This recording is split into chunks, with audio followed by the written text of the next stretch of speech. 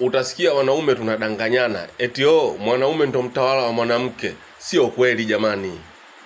Mwanamke na mwanaume wote ni watawala wa nyumba, ila wanatawala kwa shifti. Mwanaume tawala yake ni mchana, mwanamke tawala yake ni usiku.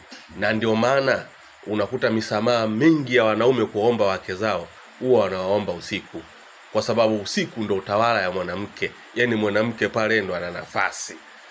Ila unapokucha tu mwanamke anakuwa mnyonge, mwanaume anakuwa na sauti, kwa sababu kila mmoja na madhaifu yake. Udhaifu wa mwanamke kunapokucha ni kuachiwa kodi ya meza, lazima awe mpole. Ila udhaifu wa mwanaume, jua linapozama anahitaji kudeka, lazima awe mpole. Kwa hiyo hapo kila mmoja anatawala yake. Tusiongopeane kwamba mwanamke anatawaliwa na mwanaume, wote wanatawalana. Tumeelewana sawa sawa?